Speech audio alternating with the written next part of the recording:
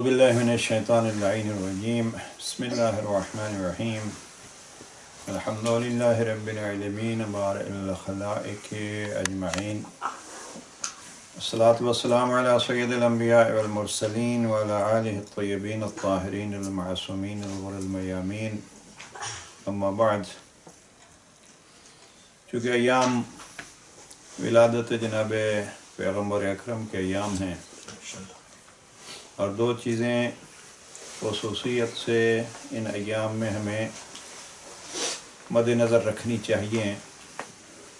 ایک خود پیغمبر اکرم کی پہچان، جو بڑا مشہور فرمان ہے کہ جناب پیغمبر اکرم فرماتے ہیں یا علی، اللہ کو پہچانا تو یا میں نے اور آپ نے، مجھے پہچانا ہے تو اللہ اور آپ نے، اور یا علی آپ کو پہچانا ہے تو میں نے اور اللہ نے. یہ مشہور فرمان. اس حوالے سے بہرحال کن ہے معرفت خدا جیسے مشکل ہے، اسی طریقے پہ کن ہے معرفت مصطفیٰ و مرتضیٰ بھی مشکل ہے. یعنی حقیقت معرفت، اس لیے کہ حقیقت معرفت یا برابر کا آدمی جان سکتا ہے یا بزرگ تر جو ہے وہ جان سکتا ہے.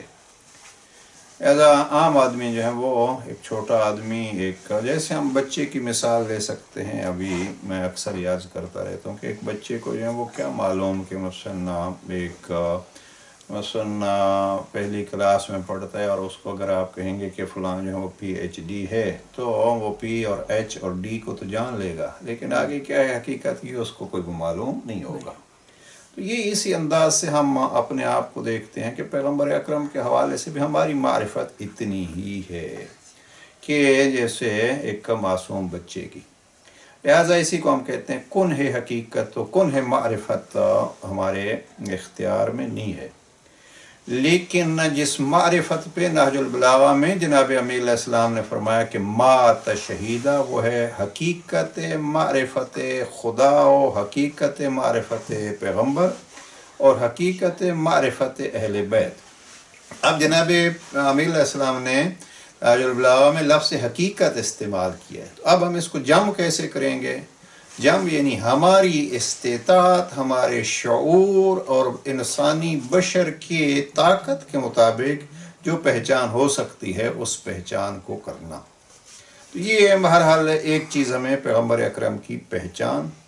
اور دوسری چیز اگر فرصت ہوئی تو کچھ عرض کروں گا، وہ یہ ہے کہ اسلام پہ، مسلمانوں پہ جو حالات ہیں ان حالات کو مد نظر رکھتے ہوئے بعض بزرگان نے بڑا خوب یہ سلسلہ کیا ہے کہ اس روایت کو کہ میلاد پیغمبر 12 ربیع الاول کو ہے یا 17 کو ہے، اس کو ایک ہفتہ وحدت کے عنوان سے منا دیا گیا ہے. اور یہ بہترین ایک طریقہ ہے کہ ہمیں اس دور میں پیغمبر اکرم کی ذات گرامی سے جہاں باقی صفات اور باقی اخلاقیات کو لینا ہے، سیرت کے دوسرے پہلوؤں کو لینا ہے، اسی طریقے پہ ہمیں خود جناب پیغمبر اکرم کی ذات گرامی کو مسلمانوں میں وحدت کا ذریعہ سمجھنا چاہیے، بنانا چاہیے، اور اس وحدت کو ہماری زندگیوں میں، ہماری دنیاوی زندگی میں اور ہمارے دوسروں کے ساتھ برتاؤ میں یہ وحدت نظر آنی چاہیے. بہرحال پہلی چیز جو ہے وہ معرفت جناب پیغمبر اکرم. اب اس معرفت کے حوالے سے میں 4 پہلو بیان کیے جا سکتے ہیں، جتنا وقت ہے یہاں عرض کریں گے. پہلا یہ ہے کہ پیغمبر اکرم نے اپنے خاندان کا تعارف کرایا، خاندان پیغمبر اکرم. اب خاندان پیغمبر اکرم کے لیے جناب امیر علیہ السلام نے بہت سارے فرامین نہج البلاغہ میں بیان کیے ہیں اور ان پہ بعض پہ گفتگو ہوگی، کیونکہ نہج البلاغہ کا ایک بہت بڑا حصہ جناب پیغمبر اکرم کی عظمت اور جناب پیغمبر اکرم کی پہچان کے بارے میں، یعنی خاندان پیغمبر اکرم ہے، ولادت پیغمبر اکرم ہے. اور دوسرا پہلو جو ہے وہ ہے پیغمبر اکرم کی بعثت کے وقت اس زمانے کے حالات، یعنی زمانہ کیسا تھا اور وہاں صورتحال کیسی تھی جہاں پیغمبر اکرم کو بھیجا گیا. تیسری چیز یہ ہے کہ پیغمبر اکرم جب آئے اور اس علاقے میں آئے جس کی حالات کو جناب امیر علیہ السلام نے بیان کیا، وہ یہ کہ جناب پیغمبر اکرم کس مقصد کے لیے آئے تھے، وہ مقصد بعثت جناب امیر علیہ السلام نے کس انداز میں پیش کیا۔ اور چوتھی چیز، اگر نہج البلاغہ سے ہم جناب امیر علیہ السلام کی زبان مبارک سے، تحریروں سے پیغمبر اکرم کو پہچاننا چاہتے ہیں تو چوتھا اور آخری پہلو یہ بنتا ہے کہ جناب امیر علیہ السلام کے ساتھ پیغمبر اکرم کا وہ تعلق کیسا تھا۔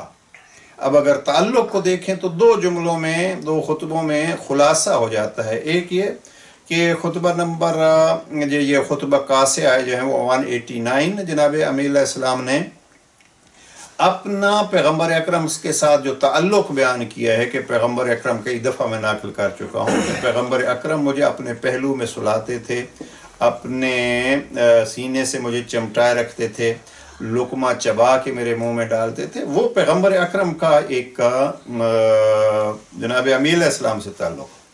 اور ایک جناب امیر علیہ السلام نے جو بیان فرمایا خطبہ 201 ہے ظاہراً، وہ جناب پیغمبر اکرم کی رحلت کے وقت جناب امیر علیہ السلام فرماتے ہیں کہ پیغمبر اکرم کا سر مبارک میرے سینے پہ تھا۔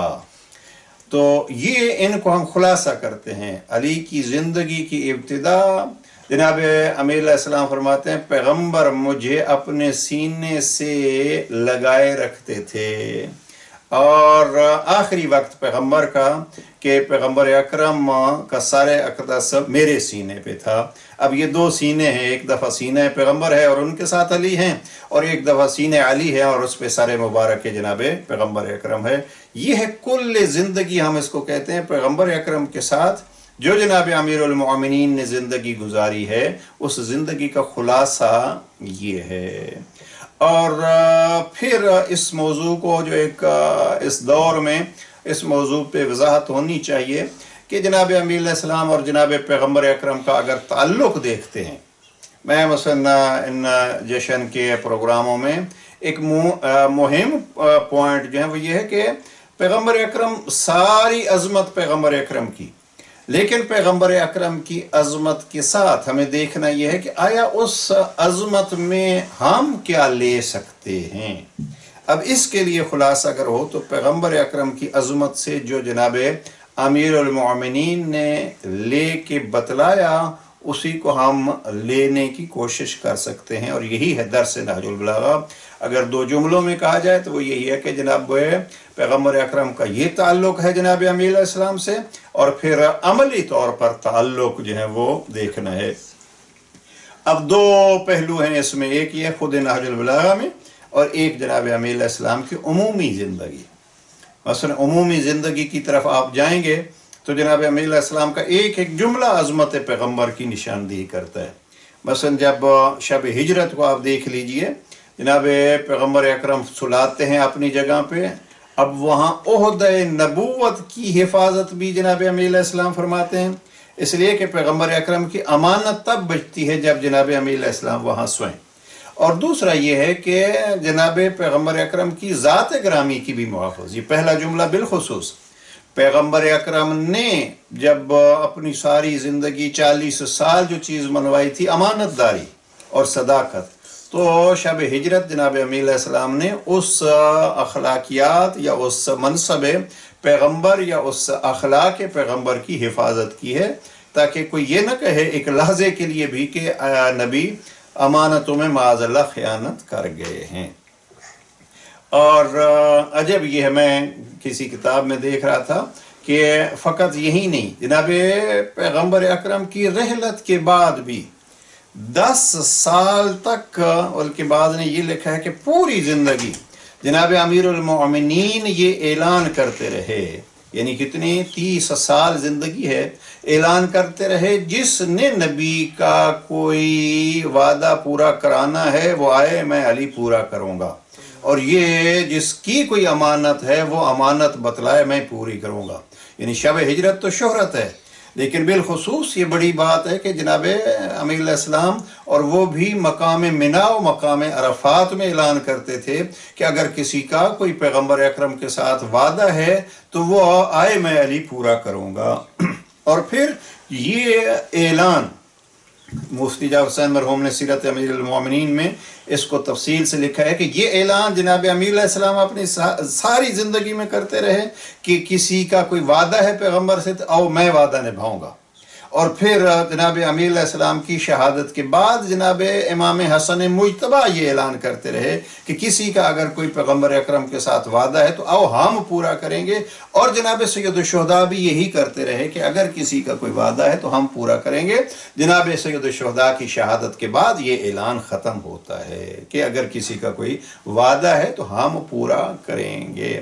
تو بہرحال یہ جناب پیغمبر اکرم کے ساتھ جناب امیر علیہ السلام کا تعلق.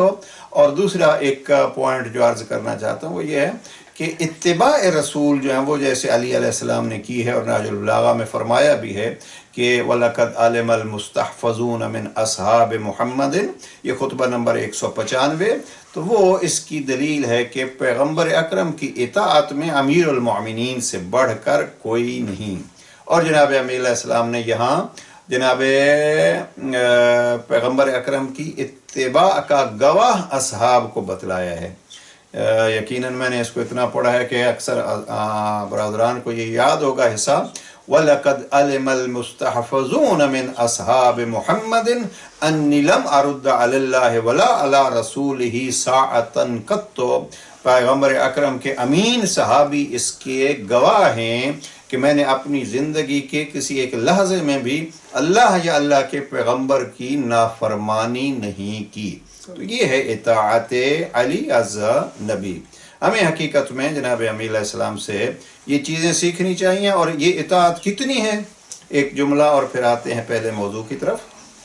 وہ ہے کہ جب جنگ احد کو اگر آپ دیکھیے تو جنگ احد بڑا مشکل مرحلہ تھا اس میں تاریخ اسلام میں، جب پیغمبر اکرم کو بہت سارے افراد چھوڑ گئے. اب عجب یہ ہے کہ کچھ ڈر کی وجہ سے اور کچھ یہ دیکھیے ذرا ایک بات ذہن میں آ گئی ہے کہ جنگ احد کو آپ دیکھیے وہاں احادیث میں بھی یہ واضح ملے گا زیادہ سے زیادہ جو افراد رہ گئے وہ 11 افراد رہے. بعض نے تو لکھا ہے کہ جناب امیر علیہ السلام رہ گئے اور بہرحال زیادہ سے زیادہ جنہوں نے لکھے ہیں باقی سب جو ہیں وہ چھوڑ گئے ہیں وہ ہیں 11 افراد یہ جنگ احد میں. دوسرا یہ ہے کہ نماز جمعہ میں جو پیغمبر اکرم کو چھوڑ کے چلے گئے اور اس میں سورہ جمعہ میں بھی اس کا ذکر ہے وَتَرَكُوكَ قَائِمًا. تو اس میں بھی مفسرین نے لکھا ہے کہ زیادہ سے زیادہ 11 افراد رہ گئے تھے. اب ان دونوں کو جمع کیجئے، احد میں جنگ تھی وہاں 11 افراد رہ گئے تھے اور یہاں نماز جمعہ تھا یہاں 11 افراد رہ گئے.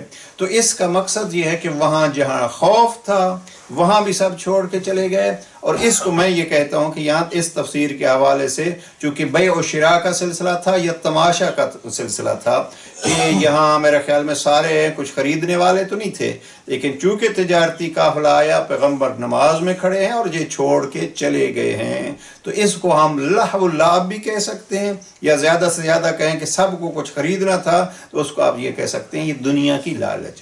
یعنی جناب پیغمبر اکرم سے دو چیزیں دور کر دیتی ہیں یا خوف یا لالچ. اب اگر ہمیں پیغمبر اکرم کی اتباع کرنی ہے اور جناب امیر المؤمنین سے یہ اتباع رسول سیکھنی ہے تو یہ دونوں چیزیں دیکھنی ہوں گی کہ خوف کا سلسلہ کیا ہے اور لالچ کا. کسی موڑ میں بھی امیر المؤمنین نے جناب پیغمبر اکرم کو نہیں چھوڑا. احد کے حوالے سے بالخصوص شارحین اور مورخین لکھتے ہیں کہ جب زخمی علی کو جناب پیغمبر اکرم نے دیکھا تو ایک جملہ فرمایا یا علی سارے چلے گئے آپ نہیں گئے.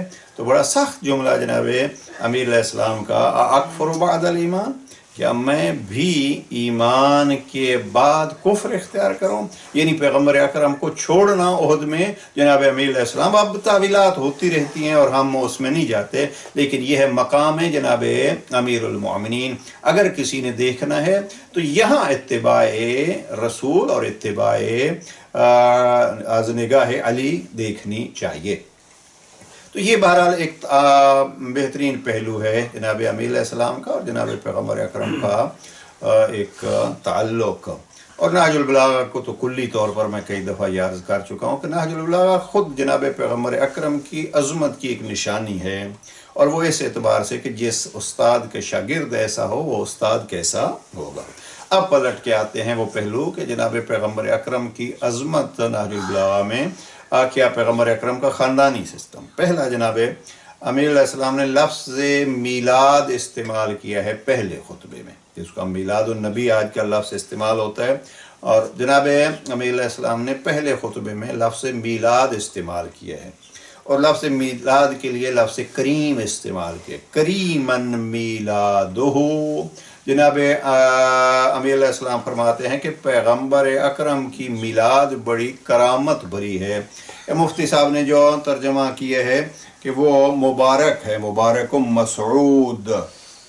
اب میلاد جو ہے وہ دونوں اعتبار سے استعمال ہوتا ہے۔ مقام میلاد، میلاد جس کو ہم کہتے ہیں اسم ظرف ہے، اسم ظرف، یعنی اسم ظرف دو قسم کا ہوتا ہے، ظرف زمان ہوتا ہے، ظرف مکان کہلاتا ہے۔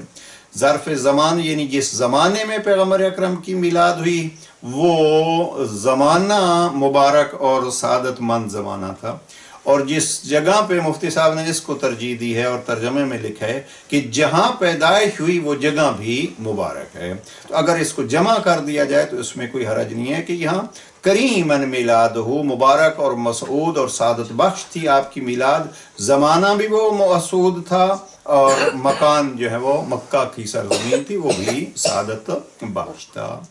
اب دونوں اعتبار سے کریمن میلاد ہو، کتنے کریم تھا اور کتنا کرم بھرا تھا۔ کریم یعنی جیسے بہترین، ہر اعتبار سے جتنا کوئی تصور کر سکتا ہے اتنا ہی وہ مبارک اور مسعود تھا۔ اب یہاں اگر آج کل کی بحثیں جو کوئی مقصد نہیں بنتا کہ ایسی بحثوں میں میلاد ہونا چاہیے یا نہیں ہونا چاہیے، کم از کم جو ہے وہ ساری تاریخی حوالوں سے آپ چھوڑ کے دیکھیے۔ اگر میلاد کو اگر آپ دیکھنا ہے تو میں تو اس کو اس نگاہ سے دیکھتا ہوں کہ اللہ سبحانہ وتعالیٰ نے جناب عیسیٰ کا فرمان قرآن کا حصہ بنا دیا ہے، مبشرن برسول یأتی من بعدی اسمہ احمد، کہ وہ خوشخبری سنا رہے ہیں۔ وہ کس کی؟ کہ میں خوشخبری سناتا ہوں ایک ایسی شخصیت کی جو میرے بعد آنے والی ہے، اور مبشرن ہمارے ہاں یہ کہتے ہیں کہ یہ مبارکباد۔ اب اگر جناب عیسیٰ جناب پیغمبر اکرم کے آنے سے پہلے یعنی ولادت ظاہری سے پہلے مبارکباد دے دیتے ہیں، تو ہم اگر ولادت کے بعد مبارک دیتے ہیں تو اس میں حرج کیا ہے؟ دیکھیے یہ ہے کہ ابھی تک ولادت نہیں ہوئی اور ایک نبی جو ہے وہ مبارکباد دے رہے ہیں، اللہ نے قرآن کا حصہ بنا دیا ہے، نام بھی بتلا رہے ہیں۔ تو اب میلاد کے بعد اگر کوئی شخص جو ہے وہ مبارکباد دیتا ہے تو گویا یہ قرآن کی اس آیت پہ بھی عمل ہو رہا ہے اور جناب عیسیٰ کی اس سنت پہ بھی عمل ہو رہا ہے۔ تو یہ موضوع بہرحال اس کو زیادہ آگے نہیں لے جانا چاہتا۔ اس پہلے خطبے میں کافی تفصیل سے جناب پیغمبر اکرم کا تذکرہ جو ہے وہ جناب امام نے فرمایا، اور اس میں کریمن میلادہ اس کو بھی بیان فرمایا، اور پھر مقصد بعثت کو بھی بیان فرمایا، اور رحلت کا بھی تذکرہ کیا ہے۔ اور رحلت کے بعد جو ہے وہ ایک جملہ مثلا فرمایا وَخَلَّفَ فِيكُمْ مَا خَلَّفَتِ الْأَنْبِيَاءُ فِي أُمَمِهَا إِذْ لَمْ يَتْرُكُوهُمْ حَمْلًا۔ جناب امیر علیہ السلام فرماتے ہیں کہ پیغمبر جب گئے ہیں تو ایسے نہیں ہے کہ آپ کو بغیر کسی سہارے کے چھوڑ کے چلے گئے ہیں، جیسے بلکہ پیغمبر ایسے گئے ہیں جیسے باقی انبیاء اپنی قوموں میں، اپنی ملت میں، اپنی امت میں ایک سلسلہ چھوڑ کے گئے ہیں۔ تو بہرحال اس میں جناب امیر علیہ السلام فرماتے ہیں کہ اِلَىٰ أَن بَعَثَ اللَّهُ سُبْحَانَهُ مُحَمَّدًا رَسُولَ اللَّهِ لِإِنْجَازِ عِدَّتِهِ وَتَمَامِ نَبُوَّتِهِ، لِإِنْجَازِ عِدَّتِهِ، اس لیے کہ اللہ سبحانہ وتعالیٰ نے پہلے نبیوں سے عہد و پیمان لیا تھا کہ میں آخر میں ایک نبی بھیجنے والا ہوں۔ پھر یہاں اس میں تفصیل سے حالات زمانہ بھی بیان کیے ہیں کہ جب پیغمبر آئے تو وہ کیا صورتحال تھی، اور پھر پیغمبر کے جانے کا بھی تذکرہ کیا ہے، اور किताब खुदा छोड़ गए हैं, इसको भी बयान किया है। तो यहाँ एक लफ्ज़ जो खसूसियत के साथ अर्ज करना चाहता हूँ वो है करीमन मीलादुहु, और जनाब पैगम्बर अकरम का मकाम महल विलादत या ज़मान विलादत मुबारक व मसऊद था। अलबत्ता जैसे मैंने अर्ज़ किया है कि हफ्ते वहदत के हवाले से तो वो भी यही पॉइंट है। इस करीमन मीलादुहु के फ़ौरन बाद जनाब अमीर अलैहिस्सलाम फरमाते हैं कि व अहलुल अर्द यौमइज़न मिललुन मुतफ़र्रिक़तुन, ज़माना उस वक्त बिछड़ा हुआ था या बिखरा हुआ था, यानी लोग उनकी राहें, मुफ्ती साहब के तर्जमे के मुताबिक लोगों की राहें अलग अलग थीं। तो पैगम्बर अकरम आए और पैगम्बर अकरम का एक काम क्या था, अलग अलग राहों वाले लोगों को एक राह पे ले आना। आप इसको यानी मुतफर्रिक के मुकाबले में क्या है, मुत्तहिद करना। पैगम्बर आए मुत्तहिद करने। तो मिलाद पे एक चीज़ जो हमें करनी चाहिए वो ये है कि हम इत्तिहाद की कोशिश करें, इसलिए कि पैगम्बर आए ही इसीलिए हैं कि अफराद मुतफर्रिका को और मुख्तलिफ और जुदा जुदा राहों को एक राह करें। अब अल्हम्दुलिल्लाह एक ज़माने से ये सिलसिला चल रहा है और हमें भी अपने अपने तौर पर इसको इन दिनों में मज़ीद बेहतर से बेहतर करना चाहिए। उस दिन एक प्रोग्राम जो हुआ तो वो ये फैज़ान मदीना मस्जिद में, तो बहुत अच्छा उसमें एक इंसानियत के नाम पैगाम भी, और वहाँ गुफ्तगू मुख्तलिफ हो रही थी। मैं तो वहाँ बैठा ये सोच रहा था कि एक रबी उल अव्वल या रबी उस्सानी, रबी किसको कहते हैं, मौसम बहार। रबी लफ्ज़ जो है वो बहार के लिए इस्तेमाल होता है। पैगम्बर अकरम की आमद हुई है रबी उल अव्वल, बहार के मौसम में। अब ये बहार किस उन्वान से इसका नाम हुआ, लेकिन यह है कि चूँकि इस रबी में पैगम्बर अकरम की विलादत हुई है। अब कौन सी रबी किसको, तो अगर इसी करीमन मीलादुहु को देखें तो जिस महीने में आपकी पैदाइश हुई वो महीना भी एक बहार का महीना है। जिस इलाके में, उस इलाके को भी बहार मिली, खुसूसियत के साथ इंसानियत को बहार मिली है। पैगम्बर अकरम की आमद जो है वो थी रहमतन लिल आलमीन, आलमीन के लिए रहमत ले थी या मालिक खुलुक़ अज़ीम। तो पैगम्बर अकरम की आमद जो है वो हकीकत में इंसानियत के लिए बहार है। और वो इंसानियत के लिए बहार क्या है, उसको अगर यूँ कहें कि इंसानियत का आपस में प्यार पैगम्बर अकरम ने ये बतलाया है। और हमें मिलाद पे सबसे ज़्यादा जो चीज़ करनी है वो वहदत के ज़रिए से और इसी प्यार के ज़रिए से। अब सूरत हाल आपके सामने है, यानी मुसलमानों का अगर तारुफ होना चाहिए तो दो पहलुओं से होना चाहिए। जैसे यहाँ जनाब अमीर इस्लाम ने फरमाया राहें बिखरी हुई थीं और मुतअद्दिद थीं, राहों को एक बना के यानी इत्तिहाद के ज़रिए से तारुफ होना चाहिए और फिर प्यार के ज़रिए से तारुफ होना चाहिए। अब वो सारी आयात कुरान मजीद जो जनाब पैगम्बर अकरम के बारे में है, लौ कुन्त फज़्ज़न गलीज़ल क़ल्ब, अगर आप सख्त मिजाज होते तो लोग आपके इर्द गिर्द से चले जाते। वह पैगम्बर अकरम का कमाल ये है कि वो नरम मिजाज थे, रहमतन लिल आलमीन थे। तो ये दो तरीके हैं जिन तरीक़ों से हम अपना तारुफ हकीकी करा सकते हैं। वरना मुसलमानों में इस वक्त जो है वो तारुफ जो दुनिया करा रही है वो अलग तरीके से कराया जा रहा है। और इसके लिए अगर देखना है तो वो जनाब अमीरुल मोमिनीन की ज़िंदगी को देखिए कि जनाब अमीर अलैहिस्सलाम ने कितने दुख झीले हैं। लेकिन पिछले दिनों एक आलिम दीन ये बड़ा प्यारा जुमला कह रहे थे कि सारे दुख झीले हैं, लेकिन किसी को जनाब अमीर अलैहिस्सलाम से ये नहीं होगा कि वो उन्होंने दुख किसी को दिया हो, सारे अपने सीने पे बर्दाश्त किए। वही अली जो अगर हकीकी दुश्मन के मुकाबले में जाते हैं तो अली से सख्त और अली से बहादुर और अली से ज़्यादा जंगजू कोई नहीं है।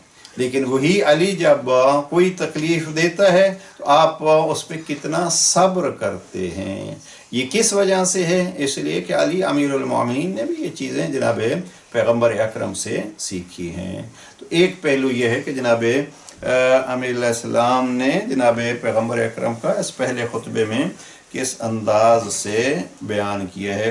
अलबत्ता ये जहन में रहे कि ये खुतबात की तरतीब सैयद रज़ी कोई ऐसे नहीं करते रहे कि मैं अभी, इसलिए कि अगर तौहीद ही के हवाले से हों तो बहुत खूबसूरत जुमलात हैं खुतबा नंबर 1 के इब्तिदा में। یعنی یہ عرض کر رہا ہوں کہ نہج البلاغہ کی ترتیب کوئی سید رضی نے اس عنوان سے نہیں کی ہے کہ چونکہ توحید کی بات ہے تو میں اس کو ابتدا میں لے آؤں، نبوت کی بات ہے تو اس میں نہیں۔ مثلا ابھی توحید کے جو جملات کہے ہیں 11 یا 13 جملات ہیں، الحمدللہ الذی لا یبلغ مدحتہ القائلون، اب یہ پہلا خطبہ ہے، لیکن توحید کی سب سے مفصل بحث جہاں آئی ہے وہ خطبہ نمبر 184 ہے۔ لہٰذا یہ ایسے نہیں ہے کہ سید رضی نے اس حوالے سے ترتیب دیا ہو کہ یہاں موضوعات کیا ہیں، لہٰذا ایسا بھی نہیں ہے کہ جناب پیغمبر اکرم کا تذکرہ ہے تو یہ خطبہ اس میں آ گیا، لیکن سید رضی کا ترتیب دیے ہوئے خطبات میں پہلے ہی خطبے میں ذکر جناب پیغمبر اکرم بھی آ گیا ہے۔ تو یہ ایک پہلے خطبے کو دیکھنا چاہیے، مثلا چند متفرق چیزیں۔ اب اس سے آگے اگر ہم دیکھیں خطبہ نمبر 93 اور 94، ان دونوں خطبوں میں بھی جناب امیر علیہ السلام نے تذکرہ کیا ہے جناب پیغمبر اکرم کا۔ اس خطبہ 94 میں اگر آپ دیکھیے تو مستقرہ خیر مستقر و منبتہ اشرف منبت فی معادن الکرامت۔ اب یہاں دیکھیے لفظ کریم کرامہ، جناب پیغمبر اکرم کی میلاد کے لیے لفظ استعمال کیا، کریمن میلادہ۔ خطبہ نمبر 94 میں فرماتے ہیں کہ معادن الکرامہ، کرامت اور سعادت بخش مقامات، جناب پیغمبر اکرم بزرگی اور شرافت کے معدنوں اور پاکیزگی کی جگہوں میں ان کا مقام بہترین مقام اور مرز بوم بہترین، یعنی یہاں پھر وہی کیا کہ جو آپ کا خاندانی سسٹم ہے وہ بھی کریم ہے، اور جہاں آپ آئے ہیں وہ جگہ بھی کریم ہے، یعنی باعث عزت و باعث سعادت ہے۔ اور اس میں بھی اس خطبہ 94 میں بھی ذکر رسول میں جناب پیغمبر اکرم کی پھر جو خصوصیات یا تعلیمات ہیں ان میں یہ ہے وَأَطْفَى بِهِ السَّوَائِرَ، جناب پیغمبر اکرم کے ذریعے سے دشمنیوں کے شعلے بجھا دیے رب نے، وَأَطْفَى بِهِ السَّوَائِرَ وَأَلَّفَ بِهِ إِخْوَانًا۔ وہ یہ قرآن مجید کی آیت ہے کہ آپ یاد کرو اس وقت کو جب آپ دشمن تھے اور اللہ نے پیغمبر کے ذریعے سے آپ کو بھائی بھائی بنایا ہے۔ تو اسی کا تذکرہ خطبہ نمبر 94 میں جناب امیر علیہ السلام فرماتے ہیں وَأَلَّفَ بِهِ إِخْوَانًا، اللہ نے پیغمبر اکرم کے ذریعے سے لوگوں کو بھائی بھائی بنایا۔ ابھی بھائی بھائی کی جب بات آتی ہے تو 2 دفعہ بھائی چارے کا سلسلہ، اخوت کا سلسلہ ایک دفعہ مکہ میں ہوا اور ایک دفعہ مدینہ میں ہوا، اور دونوں مقامات پر یہ دلچسپ ہے، اگر آپ دیکھیے دونوں دفعہ الگ الگ لوگوں کو بھائی بنایا گیا، اور بعض مورخین نے بڑا خوب لکھا ہے کہ ان کی طبیعتوں کو دیکھتے ہوئے جناب پیغمبر اکرم نے بھائی بھائی بنایا۔ یہ کیسے کچھ چیزیں پیغمبر اکرم کے ذہن میں تھیں، بھائی بھائی بنائے اور ان کی طبیعتوں کے مطابق، لیکن دونوں دفعہ خواہ مکہ ہو، اور بہت کم افراد ہیں کہ جناب پیغمبر اکرم نے مکے والوں کو جیسے بھائی بنایا تھا انہی بھائیوں کو یہاں مدینہ میں بھی بنایا ہو، بلکہ مدینہ میں یہ تھا کہ کوشش پیغمبر اکرم کی یہ تھی کہ انصار اور مہاجرین میں آپس میں ایک دوسرے کو بھائی بنایا جائے، لیکن دونوں دفعہ جو واضح طور پر ایک ہی شخص بھائی، یعنی یوں کہیے کہ بھائی کا جوڑا بنتا ہے، وہ پیغمبر اکرم اپنے ساتھ جناب امیر المؤمنین کو بھائی بناتے ہیں۔ مکہ میں بھی اگر جناب پیغمبر اکرم نے کسی کو بھائی بنایا ہے اپنا تو وہ جناب امیر علیہ السلام کی ذات، اور مدینہ میں بھی اگر اپنا بھائی بنایا ہے تو اپنے ساتھ جناب امیر المؤمنین کو۔ اب بہرحال وہ اخوت کا ایک سلسلہ، لیکن عمومی طور پر بھی انسانوں کو اللہ نے اگر اشارے میں پرویا ہے تو جناب امیر علیہ السلام فرماتے ہیں الف بہ اخوانا، اللہ سبحانہ و تعالیٰ نے پیغمبر کے ذریعے سے لوگوں کو بھائی بھائی بنایا ہے۔ وفرق بہ اقرانا، اور جو کفر میں کٹھے تھے ان کو الگ الگ کر دیا ہے۔ اب یہ تفصیل جو ہے وہ اس میں خطبہ نمبر 94 میں، ایک جملہ خطبہ نمبر 93 کا دیکھیے، اس میں جناب پیغمبر اکرم کی آمد کے وقت حالات اور پھر بعثت کے مقصد کو بیان کیا ہے۔ بعثہ والناس ذلال فی حیرت، پیغمبر کو اس وقت بھیجا کہ جب لوگ حیرت و پریشانی کے عالم میں راہوں کو بھولے ہوئے تھے، گم کردہ راہ تھے۔ اور گم کردہ راہ کی یہاں ایک اخلاقی طور پہ بھی بہت خوبصورت جملہ ہے، وَاسْتَزَلَّتْهُمُ الْكِبْرِيَاءُ، اور نفسانی خواہشوں نے انہیں بھٹکا دیا تھا، قَدِ اسْتَهْوَتْهُمُ الْأَهْوَاءُ، غرور نے ان کو بہکا دیا تھا، نفسانی خواہشاتوں نے انہیں بھٹکا دیا تھا، اور بھرپور جاہلیت نے ان کی عقلیں کھو دی تھیں۔ اب یہاں اس زمانے میں چنانچہ نبی نے انہیں سمجھانے بجھانے کا پورا حق ادا کیا۔ تو یہ ہے خطبہ نمبر 93 اور 94 میں جناب پیغمبر اکرم کا تذکرہ۔ آگے چل کے ایک جگہ پہ تذکرہ جو کی ہے خطبہ نمبر 103 میں۔ خطبہ نمبر 103 میں اگر دیکھیے تو جناب امیر علیہ السلام کا یہ خطبہ یوں شروع ہوتا ہے، حتی بعث اللہ محمدا شہیدا وبشیرا ونذیرا۔ ابھی اس کو خاص کر میلاد کے حوالے سے جو اگلا جملہ ہے، خیر البریت طفلا وانجبها کحلا، جو بچپنے میں بھی بہترین خلائق کے مالک تھے۔ اب یہاں جناب امیر علیہ السلام نے جناب پیغمبر اکرم کے بچپنے کا تذکرہ کیا ہے، یعنی خود میلاد کا بھی تذکرہ ہوا، خاندان کا بھی تذکرہ ہوا، اور یہاں آپ کے بچپنے کا تذکرہ بھی ہو گیا۔ البتہ اس بچپنے کے تذکرے سے پہلے بعثت کا تذکرہ کیا ہے کہ اللہ نے آپ کو مبعوث کیا ہے۔ 3 صفات یہاں بیان فرمائے ہیں، اور وہ ہے، پہلا ہے شہیدن، دوسرا ہے بشیرن، تیسرا ہے نذیرا، یعنی آپ گواہ بن کے آئے ہیں اور خوشخبری دینے والے آئے ہیں بن کے، ونذیرن، اور ڈرانے والے بن کے آئے ہیں۔ اور پھر کچھ صفات پیغمبر اکرم کو بھی بیان کیا ہے جناب امیر علیہ السلام نے۔ اب ایک جگہ پہ جو تذکرہ کیا ہے وہ خطبہ نمبر 158 ہے، 158، تو اس میں بھی تفصیل سے ذکر کیا ہے جناب پیغمبر اکرم کا، اور شروع اس حصے کو یوں کیا ہے کہ وَلَقَدْ كَانَ فِي رَسُولِ اللَّهِ كَافٍ لَكَ فِي الْأُسْوَةِ، تمہارے لیے رسول اللہ کا قول و عمل پیروی کے لیے کافی ہے۔ اب یہاں گویا یہ بھی واضح ہو گیا ہے کہ جناب امیر علیہ السلام کی نگاہ میں اگر کوئی پیروی کرنا چاہتا ہے تو وہ بہترین ذریعہ خود پیغمبر اکرم کی ذات ہے۔ البتہ یہاں 2 جملے بڑے دلچسپ ہیں، اور وہ یہ ہے کہ وَدَلِيلٌ لَكَ عَلَى ذَمِّ الدُّنْيَا وَعَيْبِهَا، پیغمبر اکرم کی زندگی میں سب سے زیادہ جو ہے وہ چیز آپ اگر دیکھ سکتے ہیں تو وہ ہے دنیا کی مذمت، کہ جناب پیغمبر اکرم نے عملی طور پر دنیا کی کیسے مذمت کی ہے۔ اور پھر آگے چل کے فَتَعَسِّ بِنَبِيِّكَ الْأَطْيَبِ الْأَطْهَرِ فَإِنَّ فِيهِ أُسْوَةٌ لِمَنْ تَأَسَّى، فرماتے ہیں کہ اپنے پاک اور پاکیزہ نبی کی پیروی کرو، جو اتباع اور پیروی کے لیے نمونہ اور صبر کرنے والوں کے لیے ایک ڈھارس ہیں۔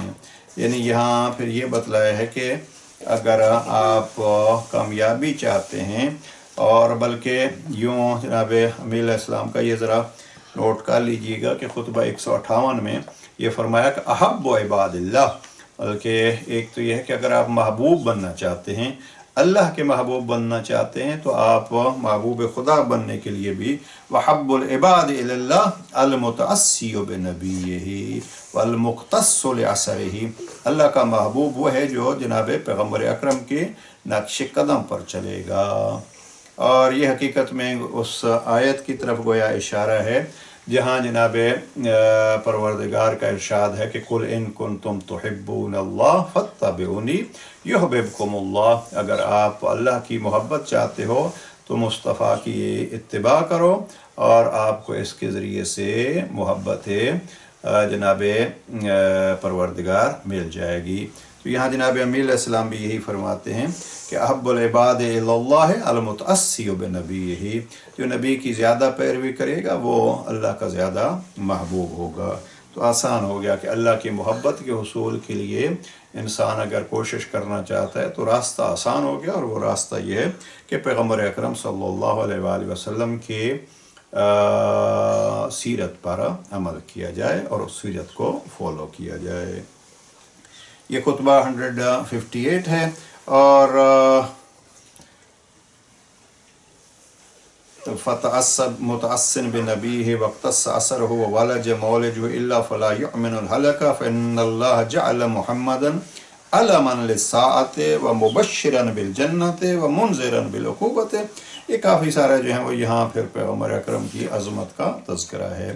خطبہ نمبر 159 میں جناب امیر علیہ السلام کے گفتگو ابتدا میں آپ کی بعثت کے ماحول پہ ہوتی ہے۔ وَبَعَثَهُ بِالنُّورِ الْمُضِيء، اللہ نے اپنے رسول کو چمکتے ہوئے نور، روشن دلیل، کھلی ہوئی راہ شریعت اور ہدایت دینے والی کتاب کے ساتھ بھیجا ہے۔ اور یہاں پھر تذکرہ آپ کے خاندان کا بھی ہے، بالکل ابتدائے خطبہ نمبر 159 کہ بَعَثَهُ بِالنُّورِ الْمُضِيء وَالْبُرْهَانِ الْجَلِيء وَالْمِنْهَاجِ الْبَادِي وَالْكِتَابِ الْحَادِي اسرتہ خیر اسرت، ان کا قوم قبیلہ بہترین قوم و قبیلہ، وشجرتہ خیر شجرت، اور آپ کا شجرہ بہترین شجرہ ہے۔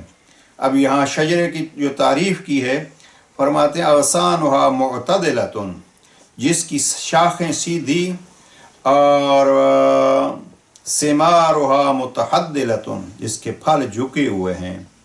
مولدہ بمکہ وہجرتہ بطیبہ الا بہا ذکرہ وامتد منہا صوتہ، آپ کا مقام میلاد مکہ، ہجرت کا مقام مدینہ ہے، جہاں سے آپ کے نام کا بول بالا ہوا اور آپ کا آوازہ چار سو پھیلا ہے۔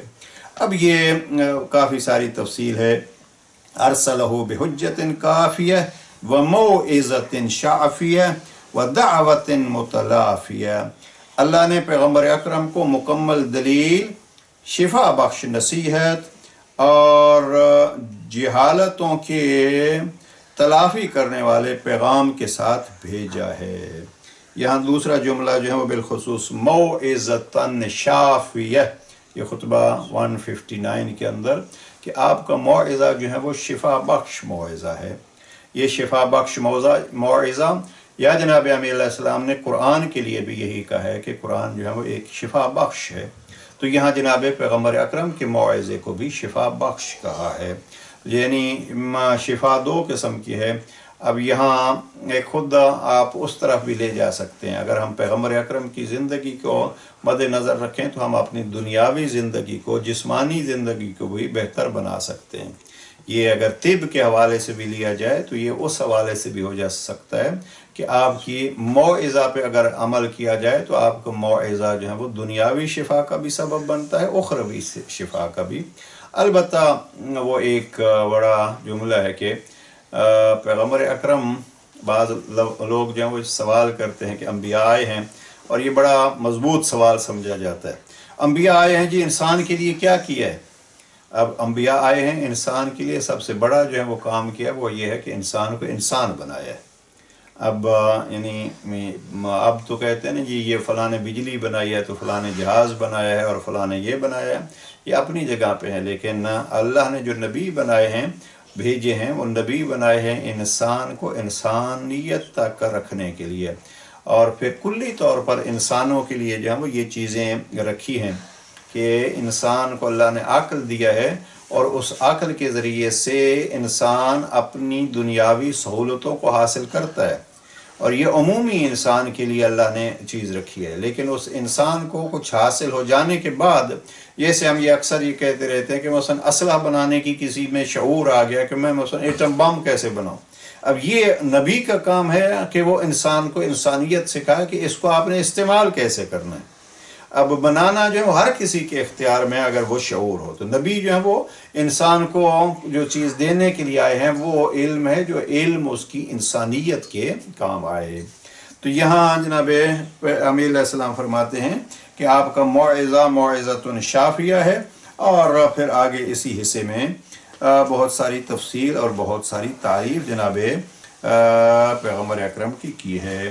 اور جیسے میں نے ابھی عرض کیا ہے کہ ایک خطبہ جس میں جناب امیر علیہ السلام نے अपना और जनाब पैगम्बर अकरम का ताल्लुक़ बयान किया है, वो है खुतबा नंबर 195 वलक़द अलिमल मुस्तहफ़ज़ून मिन अस्हाब मुहम्मदिन।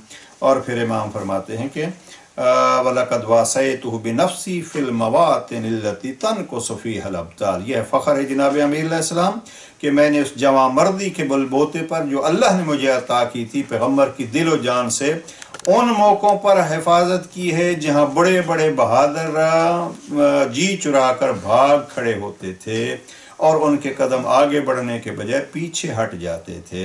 अब अगर कोई ताल्लुक़ देखना चाहता है तो ये है खुतबा नंबर 195 में जनाब अमीर अलैहिस्सलाम ने अपना ताल्लुक़ पैगम्बर अकरम से बयान किया है और वाज़े किया है कि मेरा ये ताल्लुक़ पैगम्बर की ज़िंदगी में भी रहा और पैगम्बर की ज़िंदगी के बाद भी, इसलिए कि वलक़द वल्लैतु गुस्लहु वल मलाइकतु आवानी।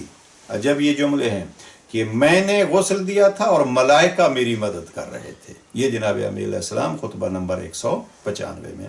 अब बहुत सारी जगहों पे जो है वो मलाइका आ जाते थे पैगम्बर अकरम की मदद करने के लिए ज़िंदगी में भी।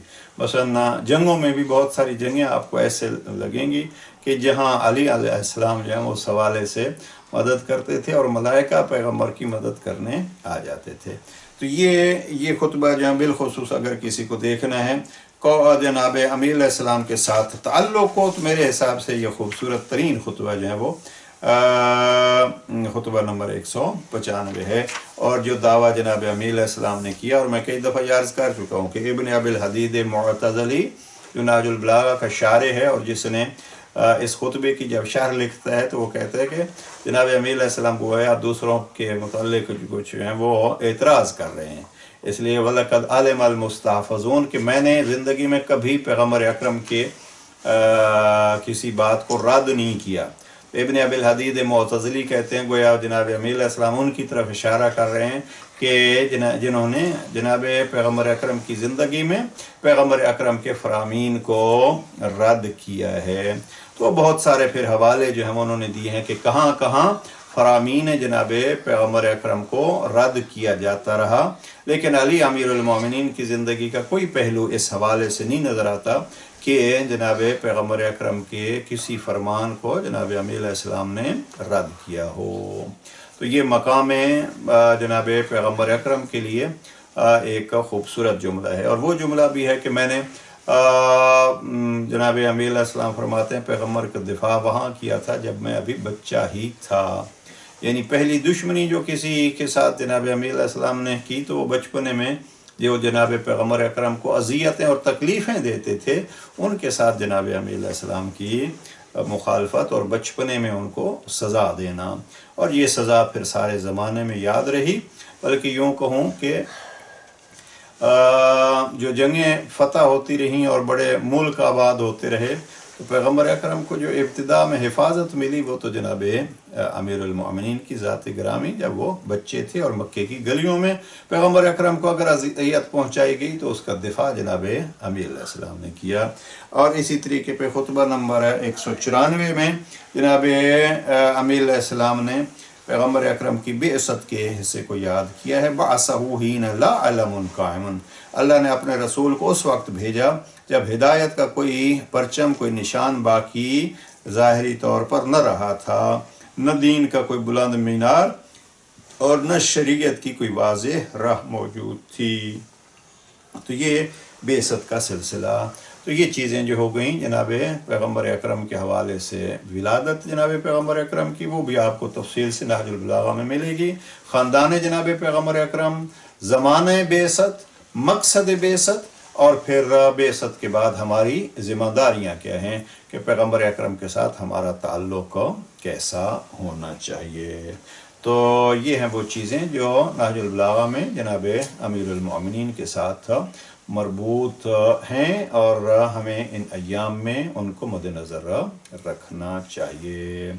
तो बहरहाल मेरे ख़्याल में गुफ्तगू का वक्त जो है वो तमाम हो रहा है, लेकिन अर्ज़ ये करूँगा कि नहजुल बलागा से एक सिलसिला हमारा होना चाहिए छोटे छोटे जुमलात लेके مثلا عظمت پیغمبر اکرم، چونکہ بعض افراد یہ سمجھتے ہیں کہ ہم اپنی زندگیوں کو محدود کرتے ہیں جناب امیر علیہ السلام کی عظمت ہی تک، لیکن یہ جملات ہمیں یہ بتلاتے ہیں کہ امیر المومنین کی عظمت اگر ظاہر ہوگی تو اسی عظمت سے خود جناب پیغمبر اکرم کی عظمت ظاہر ہوگی، اس لیے کہ علی وہ ہیں جو شاگرد نبی ہیں۔ پروردگار اس گھرانے سے ہمارے تعلق کو مضبوط فرمائے اور جناب پیغمبر اکرم کی سیرت پر چلنے کی توفیق نصیب فرمائے، اور یہ سیرت کیسے اپنانی ہے یہ سبق ہمیں جناب امیر علیہ السلام کی زندگی سے حاصل کرنے کی توفیق نصیب فرمائے۔ السلام علیکم ورحمۃ اللہ۔